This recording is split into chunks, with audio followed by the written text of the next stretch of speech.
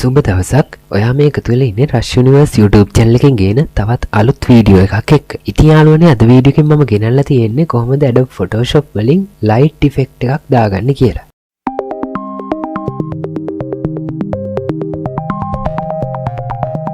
ඉතින් අපි Photoshop open කරලා අපි මේ light effect එක දාන ෆොටෝ එක add කරගන්නවා Photoshop වලට. ඊළඟට enter press කරලා මෙන්න මේ tool එකට යන්න ඕන අපි. මේ tool එක අරගෙන අපි මේ විදිහට මේ bulb එකේ ඉඳලා ඒ light එක වැටෙන තැනට මේ විදිහට මේ line එක අරගෙන යන්න ඕන.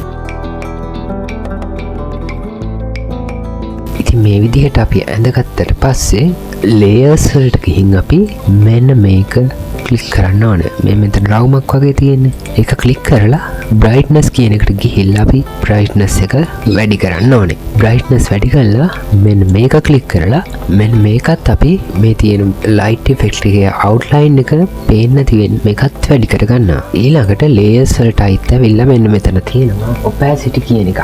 ඒකේ percentage එකත් අපි මේ විදියට අඩු කරගන්නවා. ඉතින් මේ විදියට තමයි අපි ෆොටෝ එකට light effect එකක් දාගන්න ඕන දාගන්නේ. වැඩි වෙලාවක් යන්නේ ගොඩක් ලේසි වැඩක් මේක. ඉතින් මේ වීඩියෝ එක හොඳයි නම් ඔයාලට වැදගත් වුණා කියලා හිතෙනවා නම් වීඩියෝ එකට like එකක් දාලා channel එකත් subscribe කරන්න අමතක කරන්න එපා.